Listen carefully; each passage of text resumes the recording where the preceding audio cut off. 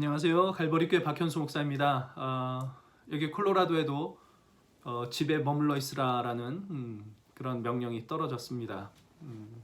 참 답답한 상황일 텐데 이 답답한 상황 속에서 집에 머물면서 마치 여기가 우리 예수님께서 기도할 때 골방에 들어가 기도하라, 하나님께서 그에게 갚으실 것이다 라고 말씀하셨던 그런 골방인 것으로 좀 여기고, 이 집안에 머물면서 주님의 말씀을 듣고 주님의 말씀 안에서 또 위로받고 또 소망을 좀 갖기를 원합니다.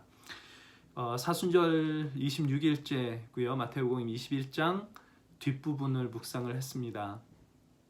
예수님께서 이렇게 비유를 베풀어 주시는 것 중에 이제 멀리 떠난 포도원 주인의 이야기가 나오는데, 거기에 일꾼들에게 포도원을 맡기고 멀리 떠났다가 이제 수확대가 돼서 그 수확한 것을 받기 위하여 종을 보냈는데, 이 일꾼들이 종들을 때리고 죽이고 또 마지막에 아들까지 보냈는데 이 아들마저 죽여 우리가 이 땅을, 그 아들을 죽여서 이 유산을, 이 땅을 차지하자, 그렇게 해서 이 일꾼들이 아들까지 죽여버린 그 비유를 말씀을 하십니다. 그 비유 끝에 이 말씀을 하시죠. 마태복음 21장 44절.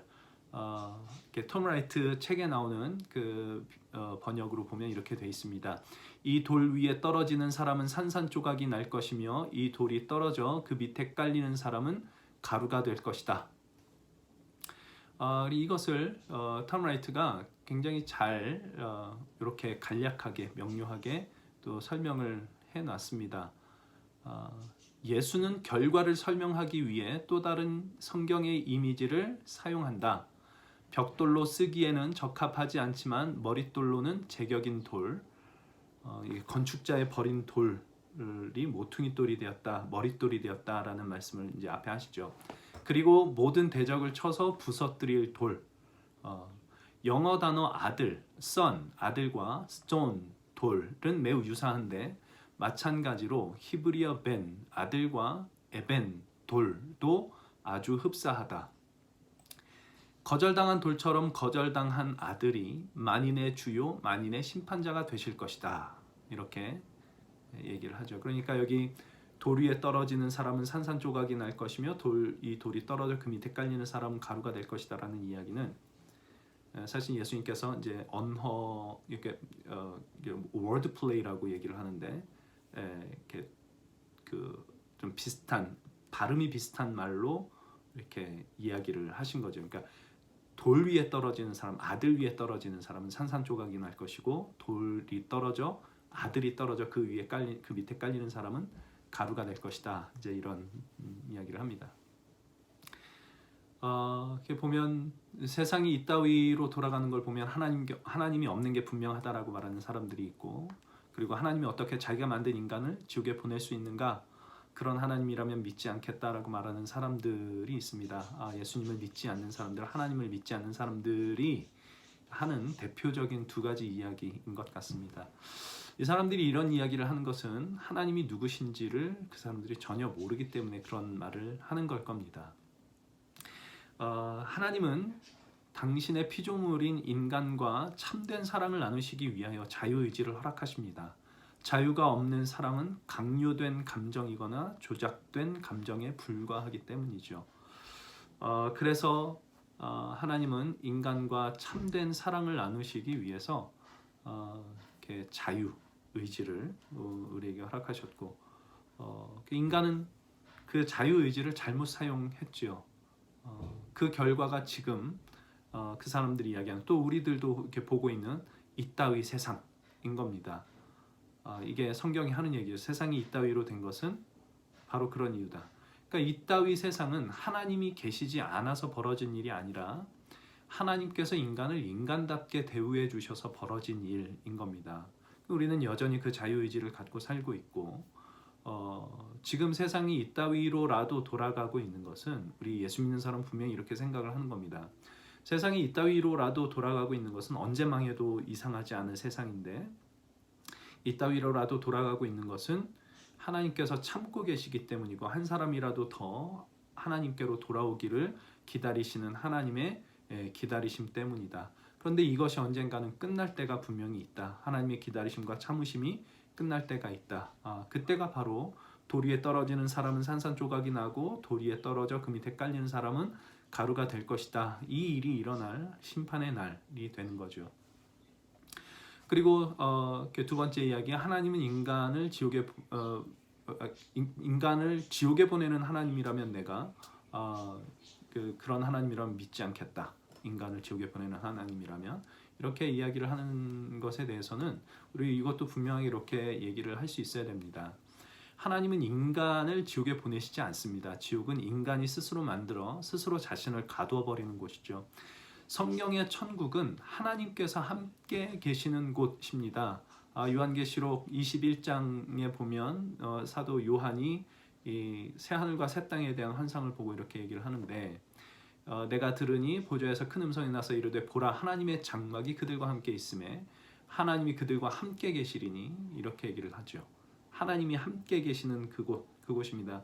그리고 이제 그 뒤에 그래서 거기는 하나님께서 눈물을 닦아주시고 다시는 사망이 없고 애통하는 것이나 곡하는 것이나 아픈 것이 다시 있지 않다라고 얘기를 하는데, 그러니까 천국이 더 이상 죽음도 없고 애통하는 것이나 곡하는 것이나 아픈 것이 없는 매우 이상적인 곳이라고 우리가 생각하는 이유는 바로 거기에 하나님이 계시며 하나님의 공의와 사랑의 통치가 완전하게 이루어지는 곳이기 때문에 그렇습니다. 하나님은 바로 그 천국을 예수 안에서 우리에게 허락해 주셨죠.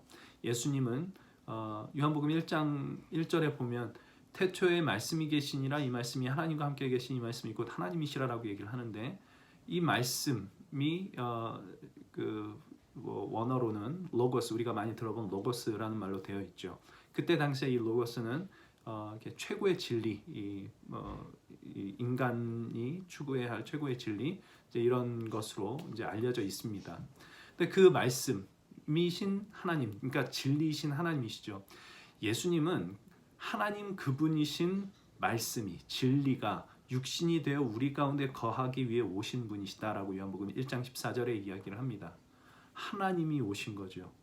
그러니까 또 마태복음 같은 데는 예수님을 임마누엘이라고 하지 않습니까? 예수님께서 태어나실 때 임마누엘은 하나님이 우리와 함께 계신다를 실현하게 하기 위해서 오신 분이시죠.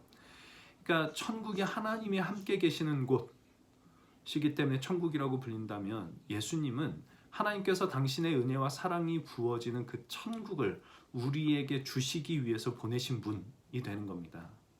그러나 그것은 인간에게 결코 강요되지는 않습니다. 철저하게 인간의 선택에 맡기시죠. 그래야만 하나님의 사랑이 진정한 사랑이 될 수 있기 때문에 그렇습니다.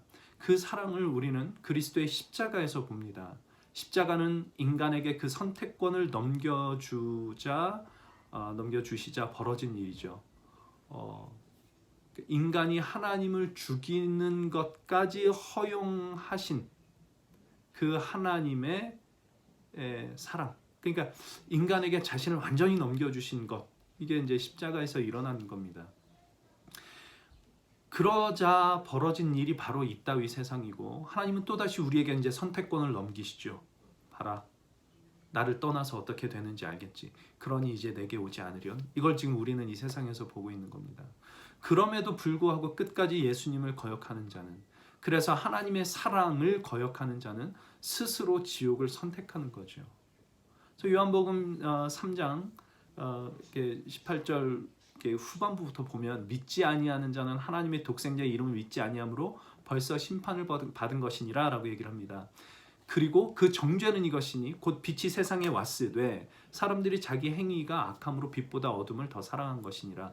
이것이 심판, 이미 이 인간에게 임한 심판이고 정죄란 얘기죠. 그러니까 하나님이 결코 인간을 지옥에 보내시는 게 아닙니다. 인간 스스로 어둠을 택하여 어둠 속을 살아가는 것이죠. 그것이 지옥입니다.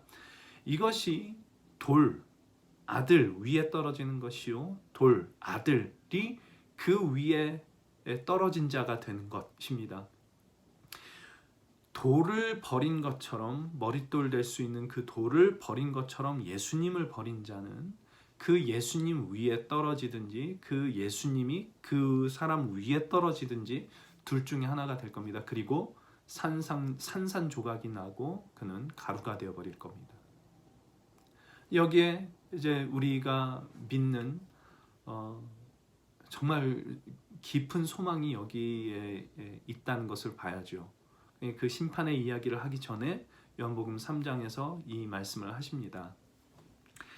하나님이 세상을 이처럼 사랑하사 독생자를 주셨으니 이는 그를 믿는 자마다 멸망하지 않고 영생을 얻게 하려 하심이라.